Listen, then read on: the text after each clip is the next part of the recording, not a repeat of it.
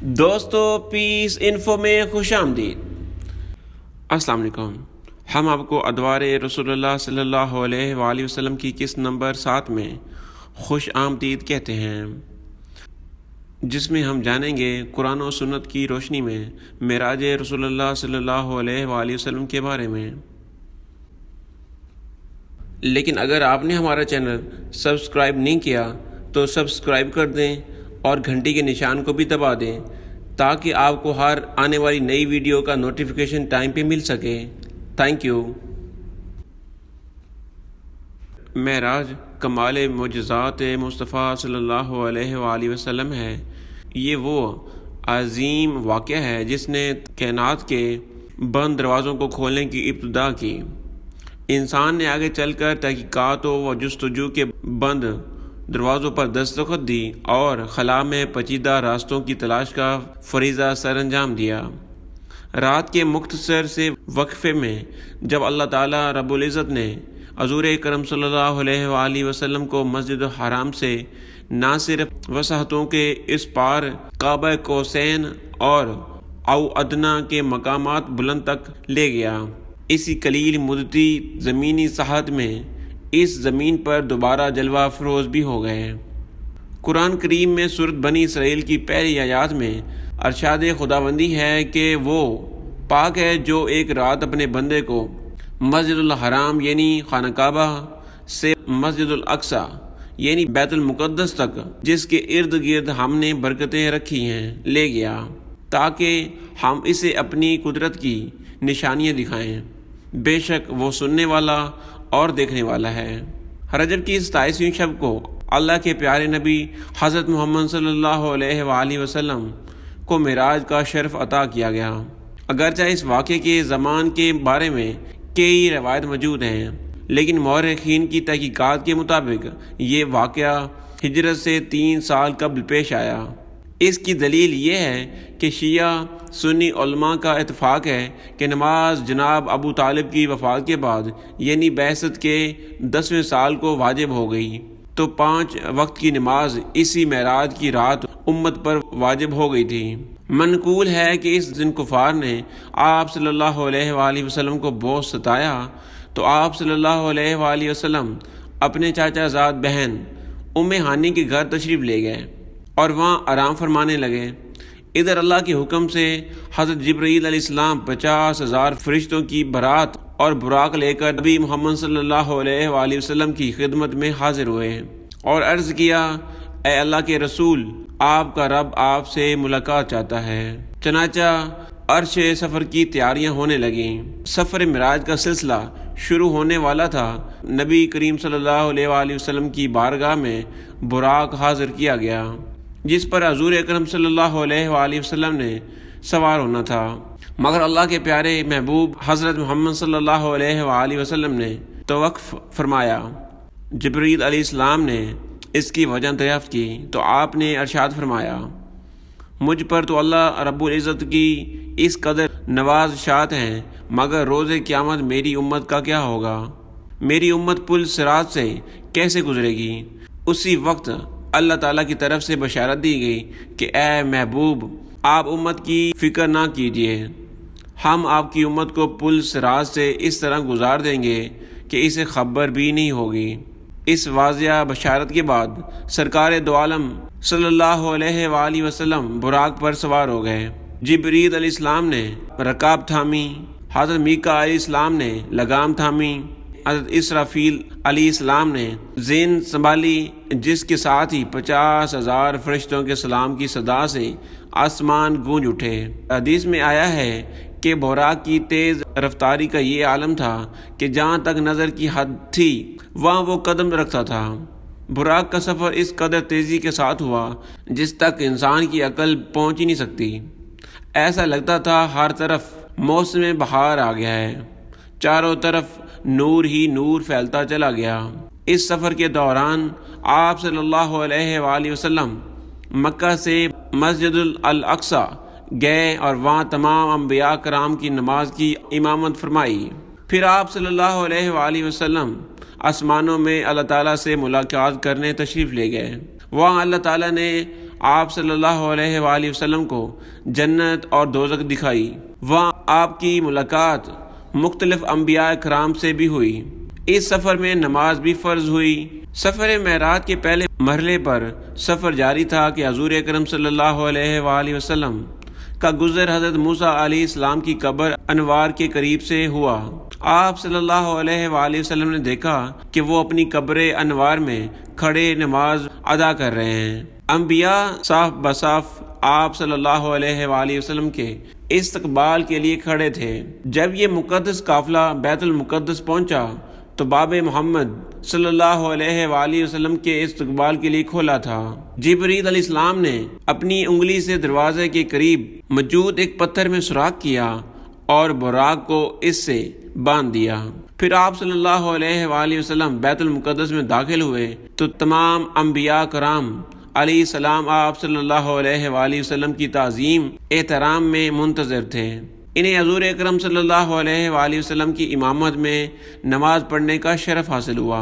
حضور اکرم صلی اللہ علیہ وآلہ وسلم کی اقتداء میں نماز ادا کر کے آداب و احترام حضرت محمد صلی اللہ علیہ وآلہ وسلم سے مشرف ہو چکے تو آسمانی سفر کا آغاز ہوا، اس لیے کہ ہر زمینی عظمت حضور اکرم صلی اللہ علیہ وآلہ وسلم کے قدموں کا بوسہ لے چکی تھی۔ پہلے آسمان پر پہنچ کر آسمان کے دروازے پر دستخط دی گئی۔ بوابے پہلے سے منتظر تھے۔ آواز آئی، کون؟ جبریل علیہ السلام نے جواب دیا، میں جبرائیل ہوں۔ آواز آئی، آپ کے ساتھ کون ہے؟ جواب دیا، یہ محمد صلی اللہ علیہ وآلہ وسلم ہے۔ آج کی رات انہیں آسمانوں پر پذیرائی بخشی جائے گی۔ آسمان کا دروازہ کھل گیا اور پوچھنے والے نے حضور اکرم صلی اللہ علیہ وآلہ وسلم کی بارگاہ میں عرض کرنے کی سعادت حاصل کی، مرحبا یا سیدی یا مرشدی مرحبا۔ پھر آپ صلی اللہ علیہ وآلہ وسلم آسمانوں کی طرف بڑھے۔ جب آسمان دنیا پر آئے تو دروازہ کھٹکھٹایا۔ آواز آئی، کون؟ جبریل علیہ السلام نے کہا، میں جبریل ہوں۔ پھر کہا گیا، آپ کے ساتھ کون ہے؟ انہوں نے کہا، محمد صلی اللہ علیہ وآلہ وسلم۔ پھر پوچھا گیا، کیا انہیں بلایا گیا ہے؟ جبریل علیہ السلام نے کہا، ہاں۔ آواز آئی، خوش آمدید، کتنا اچھا آنے والا آیا ہے۔ حضرت محمد صلی اللہ علیہ وآلہ وسلم کی ملاقات حضرت آدم علیہ السلام سے ہوئی۔ انہیں بتایا گیا کہ یہ آپ کے جلیل القدر فرزند ہیں، ختم المرسلین ہیں، یہی حضرت محمد صلی اللہ علیہ وآلہ وسلم ہیں۔ آقائے دو جہاں صلی اللہ علیہ وآلہ وسلم نے دادا جان کہہ کر حضرت آدم علیہ السلام کی بارگاہ میں سلام ارشاد فرمایا۔ حضرت آدم علیہ السلام نے سلام کا جواب بھی عرض کیا اور اپنے عظیم فرزند کو دعاؤں سے بھی نوازا۔ اس کے بعد مہمان عرش حضور پر نور صلی اللہ علیہ وآلہ وسلم کو دوسرے آسمان کی طرف اٹھایا گیا۔ پہلے آسمان کی طرف بوابے نے دوسرے آسمان کا دروازہ کھولا۔ یہاں حضور اکرم صلی اللہ علیہ وآلہ وسلم کی سیدنا حضرت عیسیٰ علیہ السلام اور حضرت یحییٰ علیہ السلام سے ملاقات ہوئی۔ اس یادگار ملاقات اور آسمانوں کی ملاقاتی مشاہدات کے بعد آپ صلی اللہ علیہ وآلہ وسلم کو تیسرے آسمان کی طرف اٹھایا گیا۔ تیسرے آسمان پر حضور اکرم صلی اللہ علیہ وآلہ وسلم کی ملاقات سیدنا یوسف علیہ السلام سے ہوئی۔ تیسرے آسمان کی مشاہدات نورانی کے بعد حضور اکرم صلی اللہ علیہ وآلہ وسلم کو چوتھے آسمان پر پہنچایا گیا۔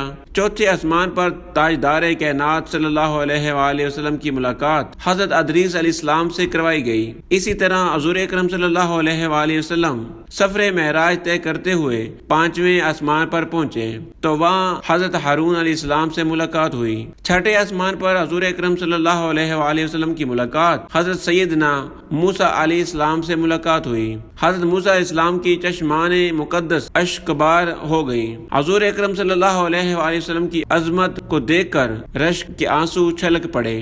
آپ کی زبان اقدس سے بے اختیار نکلا، یہ برگزیدہ رسول ہیں جن کی امت کو میری امت پر شرف عطا کیا گیا۔ میری امت پر جسے بزرگی عطا ہوئی، یہ وہی رسول برحق ہیں جن کی امت کو میری امت کے مقابلے میں کثرت کے ساتھ جنت میں داخل کیا گیا۔ مہمان ذی اشم حضور اکرم صلی اللہ علیہ وآلہ وسلم کی ملاقات ساتویں آسمان پر حضرت ابراہیم علیہ السلام سے ہوئی۔ اس کے بعد حضرت محمد صلی اللہ علیہ وآلہ وسلم جو تخلیق میں واحد ہستی ہیں، جبرائیل علیہ السلام کے ساتھ سدرۃ المنتہا تک سفر کیا۔ اس مقام پر اللہ تعالیٰ نے انسانوں کو 5 نمازوں کا تحفہ عنایت کیا۔ معراج کا واقعہ جس رات پیش آیا، اس رات رسول اللہ صلی اللہ علیہ وآلہ وسلم اپنے چاچا زاد بہن ام ہانی کے گھر مقیم تھے۔ آپ نے یہ بات لوگوں کو بتائی تو سب نے اسے ہلکا لیا اور مشرکین طعنہ دینے لگے کہ رسول اللہ راتوں رات آسمان پر چلے گئے۔ سب نے تردید کی، پر جب لوگوں نے حضرت ابو بکر کو اس واقعے کے متعلق آگاہ کیا تو حضرت ابو بکر رضی اللہ تعالی عنہ نے فوراً تصدیق کرتے ہوئے کہا کہ کیا یہ بات رسول اللہ صلی اللہ علیہ وآلہ وسلم نے بتائی ہے؟ تو لوگوں نے کہا جی بالکل۔ تو حضرت ابو بکر رضی اللہ تعالی عنہ نے کہا اور رسول اللہ صلی اللہ علیہ وآلہ وسلم نے بتائی ہے تو پھر تو سچ ہے۔ حضرت ابو بکر رضی اللہ تعالی عنہ کے اس بات نے رسول اللہ صلی اللہ علیہ وآلہ وسلم کو بہت متاثر کیا، اور آپ صلی اللہ علیہ وآلہ وسلم نے حضرت ابو بکر کو صدیق کا لقب دیا۔ مکہ کا ایک شخص جو شام اور فلسطین زیادہ سفر کیا کرتا تھا آیا اور بولا، اگر آپ واقعی راتوں رات مسجد اقصی اور پھر آسمانوں میں گئے ہیں تو پھر مجھے مسجد اقصی کا پتہ ہے۔ میں آپ سے سوالات پوچھتا ہوں، اگر آپ جواب دیں۔ پھر اس شخص نے اور رسول اللہ صلی اللہ علیہ وآلہ وسلم سے مسجد الاقصی اور اس کے خود و خال کے متعلق بے شمار سوالات کیے، اور رسول اللہ صلی اللہ علیہ وآلہ وسلم نے سب کے ٹھیک ٹھیک جواب دیے۔ اس شخص نے حضور اکرم صلی اللہ علیہ وآلہ وسلم کے تمام جوابات کو درست قرار دیا۔ معراج مصطفیٰ صلی اللہ علیہ وآلہ وسلم جسمانی تھا یا روحانی تھا، یہ ایک اختلافی مسئلہ رہا ہے، مگر ہم آپ کے سامنے کچھ حدیثیں رکھیں گے جس کے بعد آپ کو سمجھنے میں آسانی ہوگی۔ سورۃ بنی اسرائیل یا سورۃ الاسراء کی آیات نمبر 1 میں وہ کتنی پاکیزہ ہستی ہیں جو اپنے بندے کو رات کے تھوڑے سے وقت میں مسجد الحرام سے مسجد الاقصی تک، جس کے ماحول کو ہم نے بابرکت بنایا، لے گئی تاکہ ہم اسے کچھ نشانات کا مشاہدہ کروائیں۔ بے شک وہ سننے والا اور دیکھنے والا ہے۔ معراج مصطفیٰ صلی اللہ علیہ وآلہ وسلم جسمانی تھا، اس کی پہلی دلیل سبحانہ کا لفظ اس امر کی دلیل ہے کہ یہ خواب و کشف کی طرح کوئی معمولی واقعہ نہیں ہے۔ تسبیح کا لفظ ہی امور عظیم کے لیے بولا جاتا ہے۔ اگر یہ واقعہ خواب کا ہوتا پھر یہ کوئی بڑائی یا عظمت کی بات نہ ہوتی۔ معراج مصطفیٰ صلی اللہ علیہ وآلہ وسلم کے جسمانی ہونے کی دوسری دلیل یہ ہے کہ اسراء کا لفظ بھی بیداری کی حالت پر بولا جاتا ہے، جیسا کہ حضرت لوط علیہ السلام کو ارشاد ہوتا ہے، آپ اپنے گھر والوں کو رات کے کسی حصے میں لے کر نکل جائیں اور خود ان کے پیچھے پیچھے چلیں، اور تم میں سے کوئی مڑ کر نہ دیکھے، اور جہاں تمہیں حکم دیا جاتا ہے چلے جاؤ۔ حضرت موسیٰ علیہ السلام کو اللہ تعالیٰ کا حکم ہوتا ہے، اور ہم نے موسیٰ کی طرف وحی بھیجی کہ ہمارے بندوں کو راتوں رات نکال لے جا، پھر ان کے لیے دریا میں لاٹھی مار کر خشک رستہ بنا دو، پھر تم کو نہ تو فرعون کے پکڑنے کا خوف ہوگا اور نہ غرق ہونے کا ڈر۔ حکم ہوا کہ راتوں رات میرے بندوں کو لے کر نکل پڑو، تمہارا پیچھا کیا جائے گا۔ اور ہم نے موسیٰ کی طرف وحی کی کہ میرے بندوں کو لے کر راتوں رات نکل جا، تمہارا پیچھا کیا جانے والا ہے۔ ان سارے مقامات پر اسراء کو روح اور جسد کے مجموعے پر بولا گیا ہے، اور قاضی عیاض فرماتے ہیں کہ یہ واقعہ معراج جسم کے ساتھ ہے، کیونکہ اسراء کا لفظ خواب پر نہیں بولا جاتا۔ معراج مصطفیٰ صلی اللہ علیہ وآلہ وسلم کے جسمانی ہونے کی دلیل نمبر 3 یہ ہے، تفسیر ابن کثیر میں ہے، عبد کہتے ہی روح ما الجسد کو ہے، جس روح کے ساتھ جسم نہ ہو اسے عبد نہیں کہتے۔ اس سے معلوم ہوا کہ معراج مصطفیٰ صلی اللہ علیہ وآلہ وسلم جسمانی تھا۔ یہ 3 دلیلیں تو سورۃ بنی اسرائیل کی آیات سے ہیں۔ معراج مصطفیٰ صلی اللہ علیہ وآلہ وسلم کے جسمانی ہونے کی چوتھی دلیل یہ ہے کہ آسمان پر نبی کریم صلی اللہ علیہ وآلہ وسلم کی آنکھ نے واقعات دیکھنے میں کوئی غلطی یا بے احتیاطی نہیں کی، یعنی جو کچھ دیکھا باچشم جسم دیکھا۔ یہ بھی دلیل ہے کہ معراج مصطفیٰ صلی اللہ علیہ وآلہ وسلم جسمانی تھا۔ کیونکہ خواب یا کشف کا تعلق دماغ یا دل سے ہے، نہ کہ آنکھ سے۔ بصر جسمانی نگاہ کے لیے آتا ہے، خواب یا دل کے دیکھنے کو بصر نہیں کہتے۔ حضور اکرم صلی اللہ علیہ وآلہ وسلم کے معراج کی جسمانی ہونے کی دلیل نمبر 6 یہ ہے کہ بخاری شریف میں باب الحدیث الاسراء میں حضرت جابر رضی اللہ تعالیٰ عنہ سے روایت ہے کہ نبی کریم صلی اللہ علیہ وآلہ وسلم نے فرمایا کہ جب کفار مکہ نے میرے اس سفر کو جھٹلایا اور مجھ سے بیت المقدس کے متعلق سوال شروع کر دیے تو اللہ تعالیٰ نے میرے سامنے بیت المقدس کر دیا۔ میں اسے دیکھ کر بتاتا جا رہا تھا، یعنی کفار نے اس معراج کے جسم کے ساتھ ہونے کا ہی انکار کیا تھا، ورنہ خواب کی بات کو جھٹلانے کا کوئی تک ہی نہیں بنتا، کیونکہ خوابوں میں کئی مرتبہ عام انسان بھی اپنے آپ کو پرواز کرتا ہے اور آسمان پر جاتے ہوئے بھی دیکھ سکتا ہے، اس پر کوئی تعجب نہیں ہوتا۔ کفار کو تعجب تو تب ہوا جب آپ صلی اللہ علیہ وآلہ وسلم نے کہا میں اس جسم کے ساتھ گیا تھا۔ کفار کا یہ رد عمل ہی اس بات کی دلیل ہے کہ رسول اللہ صلی اللہ علیہ وآلہ وسلم نے جسم کے ساتھ معراج کا دعویٰ کیا تھا۔ حضور اکرم صلی اللہ علیہ وآلہ وسلم کے جسمانی معراج ہونے کی دلیل 7 یہ ہے کہ اس حدیث کے تحت فتح الباری میں باحوالہ البہقی فی الدلائل میں فرماتے ہیں کہ کفار نے حضرت ابو بکر رضی اللہ تعالی عنہ کو اس راز کے سفر کا ذکر کیا تو انہوں نے کہا کہ میں گواہی دیتا ہوں کہ وہ سچے ہیں۔ تو پھر انہوں نے تعجب سے کہا کہ تو ایک ہی رات میں شام سے ہو کر واپس آنے کی بھی تصدیق کرتا ہے؟ تو انہوں نے کہا میں تو اس سے بڑی بات کی بھی تصدیق کرتا ہوں کہ آپ کے پاس آسمان سے بھی پیغام آتے ہیں۔ غور فرمائیں کہ خواب پر کسی کو تعجب کرنے کی ضرورت ہی نہیں ہوتی۔ تعجب تو ہوتا ہی تب ہے کہ جب کوئی یہ کہے کہ میں اس جسم کے ساتھ وہاں سے ہو کر واپس آ گیا ہوں۔ حضور اکرم صلی اللہ علیہ وآلہ وسلم کے جسمانی معراج ہونے کی دلیل نمبر 8 یہ ہے، اسی حدیث کے تحت فتح الباری میں باحوالہ مسند ابو یعلا فرماتے ہیں ام ہانی کہتی ہیں کہ کفار نے بیت المقدس کے متعلق سوال کرنے شروع کر دیے جسے آپ دیکھ کر بتا رہے تھے۔ تو پھر کفار نے پوچھا کہ ہمارا ایک قافلہ شام سے آ رہا تھا، وہ کہاں ملا؟ آپ نے فرمایا کہ فلاں مقام پر ملا، لیکن ان کا ایک اونٹ گم تھا، اور آپ نے ان کے اونٹ کی تعداد بھی بتائی جس کی کفار نے آ کر تصدیق کر دی، یعنی کفار کو آپ کے جسمانی سفر پر اعتراض تھا، تب ہی قافلے کے بارے میں پوچھا۔ روانی سفر پر کبھی کسی نے اعتراض کیا ہی نہیں۔ حضور اکرم صلی اللہ علیہ وآلہ وسلم کے جسمانی معراج ہونے کی دلیل نمبر 9 یہ ہے، آپ کو آسمان کے سفر سے پہلے بیت المقدس تک کا سفر کروایا گیا، یعنی کچھ حصہ زمین کا سفر اور باقی آسمان کا سفر، کیونکہ آسمان کے سفر کو اگر خانہ کعبہ سے ہی شروع کر دیا جاتا تو کافر بالکل انکار کر دیتے، جس کی تصدیق نہ ہو سکتی۔ جب آپ صلی اللہ علیہ وآلہ وسلم نے مکہ سے بیت المقدس کے سفر کے حالات بتا دیے تو ان کو اسے ٹھیک ماننا پڑ گیا، تاکہ سفر کے دوسرے حصے جو رسول اللہ صلی اللہ علیہ وآلہ وسلم کا سفر تھا اس کی بھی تصدیق کریں۔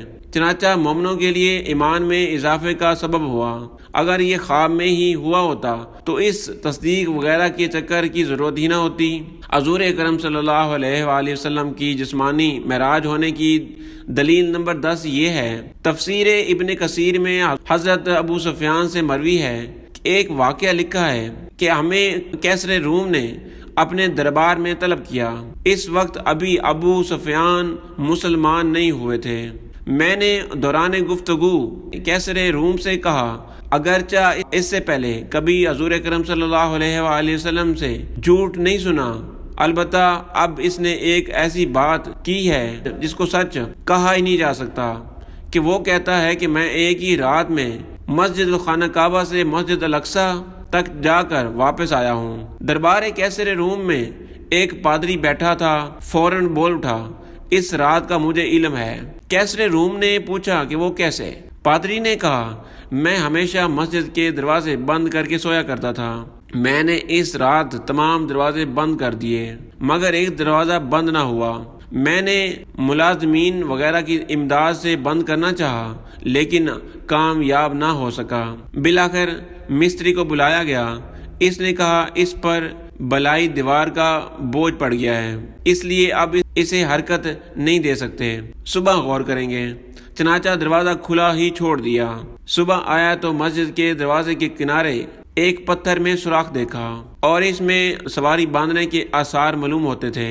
یہ دیکھ کر میں نے اپنے ساتھیوں سے کہا آج رات دروازہ بند نہ ہونے کی یہی وجہ تھی۔ رات یہاں کوئی خدا کا نبی آیا ہے جس نے یہاں نماز پڑھی ہے اور دروازے میں کوئی نقص نہ تھا۔ یہ 10 دلائل معراج مصطفیٰ صلی اللہ علیہ وآلہ وسلم کے جسمانی ہونے کے مضبوط دلائل ہیں۔ حضرت سسا رضی اللہ تعالی عنہ فرماتے ہیں کہ نبی کریم صلی اللہ علیہ وآلہ وسلم نے فرمایا کہ میں حتیم میں لیٹا ہوا تھا۔ حضرت قتادہ رضی اللہ تعالی عنہ حتیم کی بجائے حجر بیان کیا ہے۔ میرے پاس ایک صاحب آئے جو کہ حضرت جبرائیل علیہ السلام تھے۔ حضرت جبرائیل علیہ السلام نے سینے سے لے کر ناف تک میرا سینہ چاک کیا، پھر میرا دل نکالا، ایک سونے کا تشت لایا گیا جو ایمان سے بھرا ہوا تھا، اس سے میرا دل دھویا گیا اور پہلے کی طرح رکھ دیا گیا۔ اس کے بعد ایک جانور لایا گیا جو گھوڑے سے چھوٹا اور گدھے سے بڑا اور سفید تھا۔ حضرت انس رضی اللہ تعالی عنہ سے پوچھا گیا ابو حمزہ کیا وہ براق تھا؟ آپ صلی اللہ علیہ وآلہ وسلم نے فرمایا جی، اس کا ہر قدم اس کے نظر پر پڑتا تھا۔ نبی کریم صلی اللہ علیہ وآلہ وسلم نے فرمایا کہ مجھے اس پر سوار کیا گیا اور حضرت جبرائیل علیہ السلام مجھے لے کر آسمان دنیا پر پہنچے تو دروازہ کھلوایا۔ پوچھا گیا کون صاحب؟ انہوں نے بتایا کہ جبرائیل علیہ السلام۔ پوچھا گیا اور آپ کے ساتھ کون ہے؟ آپ نے بتایا محمد صلی اللہ علیہ وآلہ وسلم۔ پوچھا گیا کیا انہیں بلانے کے لیے آپ کو بھیجا گیا تھا؟ انہوں نے جواب دیا کہ جی۔ اس پر آواز آئی خوش آمدید، کیا ہی مبارک آنے والا ہے، اور دروازہ کھول دیا گیا۔ جب میں اندر گیا تو میں نے وہاں حضرت آدم علیہ السلام کو دیکھا۔ حضرت جبرائیل علیہ السلام نے فرمایا یہ آپ کے جد امجد حضرت آدم علیہ السلام ہیں، انہیں سلام کیجیے۔ میں نے ان کو سلام کیا اور انہوں نے جواب دیا اور فرمایا خوش آمدید نیک بیٹے اور نیک نبی۔ جبرائیل علیہ السلام اوپر چڑھے اور دوسرے آسمان پر آئے، وہاں بھی دروازہ کھلوایا اور آواز آئی کون صاحب؟ بتایا کہ میں جبرائیل علیہ السلام ہوں۔ اور کون صاحب تشریف لائے ہیں؟ کہا محمد صلی اللہ علیہ وآلہ وسلم۔ پوچھا گیا کیا آپ کو انہیں بلانے کے لیے بھیجا گیا تھا؟ تو انہوں نے جواب دیا جی۔ پھر آواز آئی انہیں خوش آمدید، کیا ہی اچھے آنے والے ہیں یہ۔ وہ دروازہ کھولا اور میں اندر گیا تو وہاں حضرت یحییٰ علیہ السلام اور حضرت عیسیٰ علیہ السلام موجود تھے۔ یہ دونوں خالہ زاد بھائی ہیں۔ جبرائیل علیہ السلام نے فرمایا یہ حضرت عیسیٰ علیہ السلام اور یہ حضرت یحییٰ علیہ السلام ہیں، انہیں سلام کیجیے۔ میں نے سلام کیا، ان حضرات نے بھی میرے سلام کا جواب دیا اور فرمایا خوش آمدید نیک نبی اور نیک بھائی۔ یہاں سے جبرائیل علیہ السلام نے مجھے تیسرے آسمان کی طرف لے کر چڑھے اور دروازہ کھلوایا۔ پوچھا گیا کون صاحب آئے ہیں؟ جواب دیا کہ حضرت جبرائیل علیہ السلام ہوں۔ پوچھا گیا اور آپ کے ساتھ کون صاحب آئے ہیں؟ جواب دیا محمد صلی اللہ علیہ وآلہ وسلم۔ پوچھا گیا انہیں لانے کے لیے کیا آپ کو بھیجا گیا تھا؟ جواب دیا جی۔ اس پر انہیں آواز آئی خوش آمدید، کیا ہی اچھے آنے والے ہیں۔ دروازہ کھلا اور جب میں اندر داخل ہوا تو وہاں حضرت یوسف علیہ السلام موجود تھے۔ جبرائیل علیہ السلام نے فرمایا یہ یوسف ہیں، انہیں سلام کیجیے۔ میں نے سلام کیا تو انہوں نے بھی جواب دیا اور فرمایا خوش آمدید نیک نبی اور نیک بھائی۔ پھر حضرت جبرائیل علیہ السلام مجھے لے کر اوپر چڑھے اور چوتھے آسمان پر پہنچے۔ دروازہ کھلوایا تو پوچھا گیا کون صاحب ہیں؟ بتایا گیا کہ میں جبرائیل علیہ السلام ہوں۔ تو پوچھا گیا آپ کے ساتھ کون ہے؟ کہا گیا محمد صلی اللہ علیہ وآلہ وسلم۔ پوچھا گیا کیا انہیں بلانے کے لیے آپ کو بھیجا گیا تھا؟ جواب دیا کہ ہاں۔ کہا کہ انہیں خوش آمدید، کیا ہی اچھے آنے والے ہیں وہ۔ تو میں نے وہاں پہ حضرت ادریس علیہ السلام کو دیکھا تو حضرت جبرائیل علیہ السلام نے فرمایا یہ حضرت ادریس علیہ السلام ہیں، انہیں سلام کیجیے۔ میں نے انہیں سلام کیا اور انہوں نے جواب دیا اور فرمایا خوش آمدید نیک بھائی اور نیک نبی۔ پھر مجھے لے کر 5ویں آسمان پر آئے اور دروازہ کھلوایا۔ پوچھا گیا کون صاحب؟ جواب دیا کہ جبرائیل علیہ السلام ہوں۔ تو آپ سے پوچھا گیا آپ کے ساتھ کون ہے؟ تو جواب دیا میرے ساتھ محمد صلی اللہ علیہ وآلہ وسلم ہے۔ پوچھا گیا انہیں بلانے کے لیے کیا آپ کو بھیجا گیا تھا؟ جواب دیا جی ہاں۔ اب آواز آئی خوش آمدید، کیا ہی اچھے آنے والے ہیں وہ۔ یہاں میں حضرت ہارون علیہ السلام کی خدمت میں حاضر ہوا تو حضرت جبرائیل علیہ السلام نے بتایا کہ یہ حضرت ہارون علیہ السلام ہیں، انہیں سلام کیجیے۔ میں نے انہیں سلام کیا۔ انہوں نے جواب کے بعد فرمایا خوش آمدید نیک بھائی اور نیک نبی۔ یہاں سے لے کر مجھے آگے بڑھے اور 6 آسمان پر پہنچے اور دروازہ کھلوایا اور پوچھا گیا کون صاحب آئے ہیں؟ بتایا گیا کہ میں جبرائیل علیہ السلام ہوں اور میرے ساتھ محمد صلی اللہ علیہ وآلہ وسلم ہیں۔ تو جواب آیا کیا آپ کو انہیں بلانے کے لیے بھیجا گیا تھا؟ جواب دیا جی ہاں۔ پھر کہا انہیں خوش آمدید، کیا ہی اچھے آنے والے ہیں وہ۔ میں جب وہاں حضرت موسیٰ علیہ السلام کی خدمت میں حاضر ہوا تو حضرت جبرائیل علیہ السلام نے فرمایا کہ یہ حضرت موسیٰ علیہ السلام ہیں، انہیں سلام کیجیے۔ میں نے سلام کیا اور انہوں نے بھی جواب کے بعد فرمایا خوش آمدید نیک نبی اور نیک بھائی۔ جب میں آگے بڑھا تو وہ رونے لگے۔ کسی نے پوچھا آپ رو کیوں رہے ہیں؟ تو انہوں نے فرمایا میں اس پر رو رہا ہوں کہ یہ لڑکا میرے بعد نبی بنا کر بھیجا گیا، لیکن جنت میں اس کی امت کے لوگ میری امت سے زیادہ ہوں گے۔ پھر حضرت جبرائیل علیہ السلام مجھے لے کر 7ویں آسمان کی طرف گئے اور دروازہ کھلوایا۔ پوچھا گیا کون صاحب آئے ہیں؟ جواب دیا جبرائیل علیہ السلام ہوں۔ پوچھا گیا آپ کے ساتھ کون صاحب آئے ہیں؟ جواب دیا گیا کہ محمد صلی اللہ علیہ وآلہ وسلم۔ انہیں بلانے کے لیے کیا آپ کو بھیجا گیا تھا؟ تو جواب دیا گیا جی ہاں۔ تو کہا گیا جی خوش آمدید، کیا ہی اچھے آنے والے ہیں وہ۔ جب میں اندر گیا تو حضرت ابراہیم علیہ السلام تشریف فرما تھے۔ حضرت جبرائیل علیہ السلام نے فرمایا یہ آپ کے جد امجد ہیں، انہیں سلام کیجیے۔ نبی کریم صلی اللہ علیہ وآلہ وسلم نے فرمایا کہ میں نے ان کو سلام کیا تو انہوں نے بھی جواب دیا اور فرمایا خوش آمدید نیک نبی اور نیک بیٹے۔ تو پھر سدرۃ المنتہا کو میرے سامنے کر دیا گیا۔ میں نے دیکھا اس کے پھل مقام حجر کے مٹکوں کی طرح بڑے بڑے تھے اور اس کے پتے ہاتھیوں کے کان کی طرح تھے۔ حضرت جبرائیل علیہ السلام نے فرمایا یہ سدرۃ المنتہا ہے۔ وہاں میں نے 4 نہریں دیکھیں، 2 باطنی اور 2 ظاہری۔ میں نے پوچھا اے جبرائیل یہ کیا ہے؟ انہوں نے بتایا جو 2 باطنی نہریں ہیں وہ جنت میں تعلق رکھتی ہیں اور جو 2 ظاہری نہریں ہیں یہ نیل اور فرات ہیں۔ پھر میرے سامنے بیت المعمور کو لایا گیا۔ وہاں میرے سامنے ایک گلاس میں شراب، ایک میں دودھ اور ایک میں شہد لایا گیا۔ میں نے دودھ کا گلاس لے لیا تو حضرت جبرائیل علیہ السلام نے فرمایا یہی فطرت ہے اور آپ اس پر قائم ہیں۔ پھر مجھ پر روزانہ 50 نمازیں فرض کی گئیں۔ میں واپس ہوا اور حضرت موسیٰ علیہ السلام کے پاس سے گزرا تو انہوں نے پوچھا کس چیز کا آپ کو حکم ہوا ہے؟ میں نے کہا روزانہ 50 وقت کی نمازوں کا۔ حضرت موسیٰ علیہ السلام نے فرمایا لیکن آپ کی امت میں اتنی طاقت نہیں ہے، اس سے پہلے میرا واسطہ لوگوں سے پڑ چکا ہے اور بنی اسرائیل کا مجھے تجربہ بھی ہے۔ آپ اپنے رب کے حضور میں دوبارہ جائیں اور اپنی امت پر تخفیف کے لیے عرض کیجیے۔ چنانچہ میں اللہ تعالیٰ کے دربار میں دوبارہ حاضر ہوا اور تخفیف کے لیے عرض کی تو 10 وقت کی نمازیں کم کر دی گئیں۔ پھر میں جب واپسی میں حضرت موسیٰ علیہ السلام کے پاس سے گزرا تو انہوں نے پھر وہی سوال کیا۔ میں دوبارہ بارگاہ رب تعالیٰ میں حاضر ہوا اور اس مرتبہ بھی 10 وقت کی نمازیں کم ہوئیں۔ پھر میں حضرت موسیٰ علیہ السلام کے پاس سے گزرا اور تو انہوں نے وہی مطالبہ کیا۔ میں نے اس مرتبہ پھر بارگاہ اللہ تعالیٰ میں حاضر ہو کر 10 وقت کی نمازیں کم کروائیں۔ حضرت موسیٰ علیہ السلام کے پاس سے پھر گزرا تو انہوں نے اپنی رائے کا اظہار کیا۔ پھر بارگاہ الہی میں حاضر ہوا تو مجھے 10 وقت کی نمازوں کا حکم ہوا۔ میں واپسی آنے لگا تو آپ نے پھر وہی کہا اور اب بارگاہ الہی میں حاضر ہوا تو روزانہ 5 وقت کی نمازوں کا حکم باقی رہا۔ حضرت موسیٰ علیہ السلام کے پاس آیا تو آپ نے دریافت فرمایا کیا حکم ہوا؟ میں نے موسیٰ علیہ السلام کو بتایا کہ روزانہ 5 وقت کی نمازوں کا حکم ہوا ہے۔ فرمایا کہ آپ کی امت اس کی بھی طاقت نہیں رکھتی میرا واسطہ آپ سے پہلے لوگوں سے پڑ چکا ہے اور بنی اسرائیل کا مجھے تلخ تجربہ بھی ہے۔ اپنے رب کے دربار میں پھر حاضر ہو کر تخفیف کے لیے عرض کیجیے۔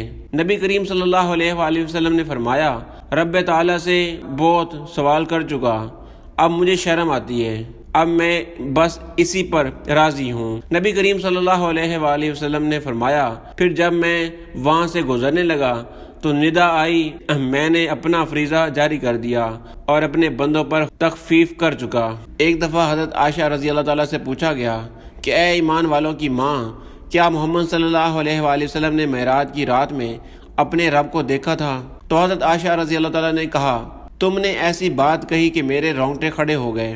کیا تم ان 3 باتوں سے بھی نا واقف ہو؟ جو شخص بھی تم میں سے یہ 3 باتیں بیان کرے وہ جھوٹا ہے۔ جو شخص یہ کہتا ہے کہ محمد صلی اللہ علیہ وآلہ وسلم نے شب معراج میں اپنے رب کو دیکھا تھا وہ جھوٹا ہے۔ اور کہا، کسی انسان کے لیے ممکن نہیں کہ اللہ تعالیٰ سے بات کرے سوائے اس کے کہ وحی کے ذریعے یا پھر پردے کے پیچھے سے۔ اور جو شخص تم سے کہے کہ نبی کریم صلی اللہ علیہ وآلہ وسلم آنے والے کل کی بات جانتے تھے وہ بھی جھوٹا ہے۔ ایک آیات تلاوت فرمائی، اور کوئی شخص نہیں جانتا کل کیا ہوگا۔ اور جو شخص تم میں سے یہ کہے کہ نبی کریم صلی اللہ علیہ وآلہ وسلم نے تبلیغ دین میں کوئی بات چھپائی تھی وہ بھی جھوٹا ہے۔ نبی کریم صلی اللہ علیہ وآلہ وسلم کا معراج روحانی تھا یا جسمانی، اس پر بہت ساری تحقیقات کی گئی ہیں۔ جس رات حضور اکرم صلی اللہ علیہ وآلہ وسلم کو مسجد کعبہ سے معراج کے لیے لے جایا گیا، وہی آنے سے پہلے آپ کے پاس فرشتے آئے۔ نبی کریم صلی اللہ علیہ وآلہ وسلم مسجد الحرام میں سوئے ہوئے تھے۔ ان میں سے ایک نے پوچھا، وہ کون ہے؟ دوسرے نے جواب دیا کہ وہ ان میں سے سب سے بہتر ہے۔ تیسرے نے کہا، ان میں جو سب سے بہتر ہے انہیں لے لو۔ اور رات کو بس اتنا ہی واقعہ پیش آیا اور نبی کریم صلی اللہ علیہ وآلہ وسلم نے اس کے بعد انہیں نہیں دیکھا یہاں تک کہ وہ دوسری رات آئے، جبکہ آپ کا دل دیکھ رہا تھا اور آپ کی آنکھیں سو رہی تھیں، لیکن دل نہیں سو رہا تھا۔ انبیاء کا یہی حال ہوتا ہے، ان کی آنکھیں سوتی ہیں لیکن ان کا دل نہیں سوتا۔ چنانچہ انہوں نے آپ سے بات کی، بلکہ آپ کو اٹھا کر زمزم کے کنویں کے پاس لائے۔ یہاں حضرت جبرائیل علیہ السلام نے آپ کا کام سنبھالا، آپ کے گلے سے دل کے نیچے تک سینہ چاک کیا، سینے اور پیٹ کو پاک کر کے زمزم کے پانی سے اسے اپنے ہاتھ سے دھویا یہاں تک کہ آپ کا پیٹ صاف ہو گیا۔ پھر آپ کے پاس سونے کا تشت لایا گیا جس میں سونے کا ایک برتن ایمان کا بھرا ہوا تھا۔ اس میں سے آپ کے سینے اور حلق کے رگوں کو سیا اور اسے برابر کر دیا۔ پھر آپ کو لے کر آسمان دنیا پر چڑھے، ایک دروازے پر دستخط دی۔ آسمان والوں نے ان سے پوچھا، آپ کون؟ انہوں نے کہا، جبرائیل علیہ السلام۔ انہوں نے پوچھا، آپ کے ساتھ کون ہے؟ جواب دیا، میرے ساتھ محمد صلی اللہ علیہ وآلہ وسلم ہے۔ پوچھا، کیا انہیں بلایا گیا ہے؟ جواب دیا کہ جی ہاں۔ آسمان والوں نے کہا، خوب اچھے آئے ہو۔ نبی کریم صلی اللہ علیہ وآلہ وسلم نے آسمان دنیا پر حضرت آدم علیہ السلام کو پایا۔ جبرائیل علیہ السلام نے آپ سے کہا، یہ آپ کے بزرگ ترین دادا حضرت آدم علیہ السلام ہیں، آپ انہیں سلام کیجئے۔ حضرت آدم علیہ السلام نے سلام کا جواب دیا اور کہا، خوب اچھے آئے ہو اور اپنے ہی لوگوں میں آئے ہو۔ آپ نے آسمان دنیا میں 2 نہریں دیکھی جو بہہ رہی تھیں۔ پوچھا، اے جبرائیل علیہ السلام، یہ نہریں کیسی ہیں؟ حضرت جبرائیل علیہ السلام نے جواب دیا، یہ نیل اور فرات ہیں۔ پھر آپ آسمان پر اور چلے تو دیکھا کہ ایک دوسری نہر ہے جس کے اوپر موتیوں کا محل ہے۔ پوچھا حضرت جبرائیل علیہ السلام، یہ کیا ہے؟ جواب دیا کہ یہ کوثر ہے جسے اللہ تعالیٰ نے آپ کے لیے محفوظ رکھا ہے۔ پھر آپ دوسرے آسمان پر چڑھے، فرشتوں نے یہاں بھی وہی سوال کیا جو پہلے آسمان پر کیا تھا کہ کون ہو؟ کہا، جبرائیل علیہ السلام ہوں۔ پوچھا، آپ کے ساتھ کون ہے؟ کہا، محمد صلی اللہ علیہ وآلہ وسلم ہے۔ پوچھا، کیا انہیں بلایا گیا تھا؟ انہوں نے جواب دیا، جی ہاں۔ پھر آپ کو لے کر تیسرے آسمان پر چڑھے اور یہاں بھی وہی سوال کیا گیا جو پہلے اور دوسرے آسمان پر کیا گیا تھا۔ پھر چوتھے آسمان پر لے کے چڑھے اور یہاں بھی وہی سوال کیا گیا۔ پھر 5ویں آسمان پر آپ کو لے کر چڑھے اور یہاں بھی وہی سوال کیا گیا۔ پھر چھٹے آسمان پر آپ کو لے کر چڑھے اور یہاں بھی وہی سوال کیا گیا۔ پھر آپ کو لے کر 7ویں آسمان پر چڑھے اور یہاں بھی وہی سوال کیا گیا۔ ہر آسمان پر انبیاء کرام تھے، یہاں تک کہ آپ کو سدرۃ المنتہا پر لے کر آئے، اللہ تعالیٰ سے قریب ہوئے اور اتنے قریب ہوئے جیسے کمان کے دونوں کنارے یا اس سے بھی قریب۔ اور پھر اللہ نے اور دوسری باتوں کے ساتھ آپ کی امت پر دن رات میں 50 نمازوں کی وحی کی، جس کو بعد میں کم کر کے روزانہ 5 وقت کر دی گئی۔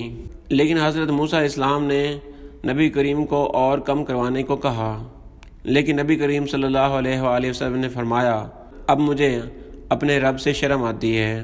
انہوں نے کہا پھر اللہ کا نام لے کر اتر جاؤ۔ پھر جب آپ بیدار ہوئے تو مسجد حرام میں تھے۔ اس کے بعد نبی کریم صلی اللہ علیہ وآلہ وسلم مسجد الحرام ہی میں تھے کہ جاگ اٹھے۔ جاگ اٹھنے سے یہ مراد ہے کہ وہ حالت معراج کی جاتی رہی اور آپ اپنی حالت میں آ گئے۔ اس بات سے یہ ثابت کرتے ہیں کہ نبی کریم صلی اللہ علیہ وآلہ وسلم روحانی طور پر معراج پر گئے تھے۔ معراج مصطفیٰ صلی اللہ علیہ وآلہ وسلم کے روحانی ہونے کے بھی کچھ ثبوت موجود ہیں۔ حضرت عیسیٰ علیہ السلام کا جسمانی رفع ثابت کرنے کے لیے یہ دلیل دی جاتی ہے کہ نبی کریم صلی اللہ علیہ وآلہ وسلم بھی جسمانی طور پر معراج پر تشریف لے گئے، چنانچہ کسی انسان کا جسم سمیت آسمان پر جانا ممکن ہے۔ اس دعوے کے برعکس قرآن و سنت کے مندرجہ ذیل دلائل یہ ثابت کرتے ہیں کہ حضور اکرم صلی اللہ علیہ وآلہ وسلم کا معراج جسمانی نہیں بلکہ روحانی تھا۔ حدیث سے یہ بھی ثابت ہوتا ہے کہ اسراء اور معراج 2 الگ الگ واقعات تھے۔ معراج یعنی آسمان پر جانے کا واقعہ 5 نبوی میں ہوا، جبکہ آپ خانہ کعبہ یعنی مسجد الحرام میں سو رہے تھے، جبکہ اسراء یعنی بیت المقدس جانے کا واقعہ نبوت کے 11ویں سال میں ہوا، جب آپ اپنی چاچا زاد بہن ام ہانی کے گھر سو رہے تھے۔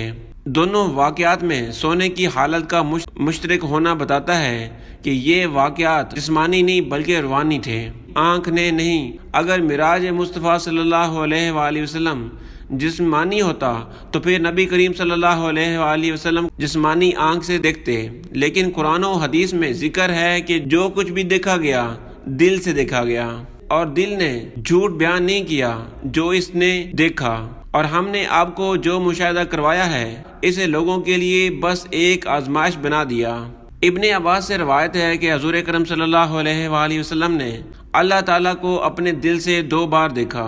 حضرت عائشہ بنت ابو بکر فرماتی ہیں جو اس بات کا قائل ہو کہ محمد صلی اللہ علیہ وآلہ وسلم نے اپنے رب کو دیکھا، اس نے اللہ پر بڑا جھوٹ باندھا۔ کیا تو نے نہیں سنا کہ اللہ تعالیٰ فرماتا ہے کہ آنکھیں اس تک نہیں پہنچتی بلکہ وہ آنکھوں تک پہنچتا ہے۔ کفار مکہ نے نبی کریم صلی اللہ علیہ وآلہ وسلم سے مطالبہ کیا کہ اگر آپ آسمان پر چڑھ جائیں اور ہمارے لیے ایک کتاب لے آئیں تب ہم آپ پر ایمان لائیں گے۔ اس پر اللہ تعالیٰ نے فرمایا ان سے کہہ دو کہ اللہ تعالیٰ ایسی باتوں سے پاک ہے، یعنی وہ کبھی بھی کسی انسان کو جسم سمیت اوپر نہیں لے کر گیا، اور میں تو صرف ایک بشر رسول ہوں۔ صحیح بخاری میں حدیث ہے کہ پوری وضاحت سے یہ ثابت کر رہی ہے یہ سارا منظر روحانی تھا۔ اس حدیث کے شروع میں کہا گیا ہے کہ نبی کریم صلی اللہ علیہ وآلہ وسلم مسجد حرام میں سو رہے تھے، آپ کی آنکھیں تو بند تھی لیکن دل جاگ رہا تھا۔ پھر اس حدیث کا اختتام ان الفاظ سے ہوتا ہے کہ پھر حضور اکرم صلی اللہ علیہ وآلہ وسلم جاگ گئے اور آپ صلی اللہ علیہ وآلہ وسلم مسجد الحرام میں ہی تھے۔ چنانچہ یہ ثابت ہوتا ہے یہ سارا نظارہ دل نے دیکھا جو جاگ رہا تھا، جبکہ آنکھیں سو رہی تھیں، اور آپ مسجد الحرام میں سو رہے تھے، آپ کا دل دیکھ رہا تھا، اور آپ کی آنکھیں سو رہی تھی لیکن دل نہیں سو رہا تھا، اور آپ بیدار ہوئے مسجد الحرام میں تھے۔ رسول اللہ صلی اللہ علیہ وآلہ وسلم نے اللہ سے پردے میں بات کرنے کا شرف حاصل کیا جو اور کسی کو حاصل نہیں ہوا۔ افضل ترین رات میں اللہ تعالیٰ نے حضرت محمد صلی اللہ علیہ وآلہ وسلم کو 50 نمازیں بطور تحفہ دیں، جن کی تعداد بعد میں کم کر کے 5 کر دی گئی۔ معراج اور اسراء میں فرق ہے۔ معراج اس روحانی اور جسمانی سفر کا نام ہے جس میں حضور اکرم صلی اللہ علیہ وآلہ وسلم کو آسمانوں کی سیر کروائی گئی۔ اس کا ذکر سورۃ النجم میں ہے، جبکہ اسراء ایک دوسرا روحانی سفر ہے جو آپ کو مکہ سے بیت المقدس تک کرایا گیا۔ اس کا ذکر سورۃ بنی اسرائیل میں ہے۔ ایک صحابی فرماتے ہیں کہ میں ام المومنین حضرت عائشہ رضی اللہ تعالیٰ کے پاس ٹیک لگا کر بیٹھا ہوا تھا۔ انہوں نے کہا، اے ابو عائشہ، 3 چیزیں ایسی ہیں کہ ان میں سے کسی نے ایک بھی کیا تو وہ اللہ پر بڑی بہتان لگائے گا۔ نمبر 1، جس نے خیال کیا کہ محمد صلی اللہ علیہ وآلہ وسلم نے معراج کی رات میں اللہ کو دیکھا تو اس نے اللہ کی ذات کے بارے میں بڑی بہتان لگائی، کیونکہ اللہ اپنی ذات کے بارے میں کہتا ہے، یعنی اسے کوئی نہیں دیکھ سکتا اور وہ سبھی کو دیکھ لیتا ہے۔ اور حضرت عائشہ رضی اللہ تعالیٰ نے فرمایا، کسی انسان کو بھی یہ مقام و درجہ حاصل نہیں کہ اللہ اس سے بغیر وحی کے یا بغیر پردے کے براہ راست اس سے بات چیت کرے۔ وہ اصحابی فرماتے ہیں کہ میں ٹیک لگائے ہوئے بیٹھا تھا اور اٹھ کر بیٹھ گیا۔ میں نے کہا، اے ام المومنین، مجھے بولنے کا موقع دیجیے اور میرے بارے میں حکم لگانے میں جلدی نہ کیجیے گا۔ کیا اللہ تعالیٰ نے یہ نہیں فرمایا کہ بے شک محمد نے اسے تو ایک مرتبہ اور بھی دیکھا تھا، بے شک انہوں نے اسے آسمان کے روشن کنارے پر دیکھا؟ تب حضرت عائشہ رضی اللہ تعالی عنہا نے فرمایا، قسم اللہ کی، میں وہ پہلی ذات ہوں جس نے رسول اللہ صلی اللہ علیہ وآلہ وسلم سے اس کے بارے میں پوچھا تھا۔ آپ نے فرمایا، وہ تو جبرائیل علیہ السلام تھے، اور ان آیاتوں میں میرے دیکھنے سے مراد جبرائیل علیہ السلام کو دیکھنا تھا، اللہ کو نہیں۔ ان 2 مواقع کے سوا اور کوئی موقع ایسا نہیں ہے جس میں حضرت جبرائیل علیہ السلام کو میں نے ان کی اپنی اصلی حالت میں دیکھا ہو جس پر ان کی تخلیق ہوئی ہے۔ میں نے ان کو آسمان سے اترتے ہوئے دیکھا۔ ان کی بناوٹ کی بڑھائی یعنی بھاری بھرکم جسامت نے آسمان و زمین کے درمیان جگہ کو گھیرے رکھا تھا۔ نمبر 2، اور دوسرا وہ شخص کہ جو اللہ پر جھوٹا الزام لگانے کا بڑا مجرم یہ ہے جس نے یہ خیال کیا کہ محمد صلی اللہ علیہ وآلہ وسلم پر جو چیزیں اتاری ہیں ان میں سے کچھ چیزیں محمد صلی اللہ علیہ وآلہ وسلم نے چھپا لی ہیں، جبکہ اللہ تعالیٰ کہتا ہے کہ جو چیز اللہ کی جانب سے تم پر اتاری گئی ہے اسے لوگوں تک پہنچا دو۔ اور نمبر 3، اور جو شخص یہ سمجھے کہ کل کیا ہونے والا ہے محمد اسے جانتے ہیں، جبکہ اللہ خود کہتا ہے کہ آسمان اور زمین میں غیب کا علم اللہ کے سوا کوئی نہیں جانتا۔ اگر آپ کو ہماری ویڈیو پسند آئی ہو اور ایسی انفارمیٹیو ویڈیو کے لیے ہمارے چینل کو لائک کیجیے، کامنٹس کیجیے اینڈ سبسکرائب کیجیے اور شیئر بھی کیجیے۔ Thank you for watching.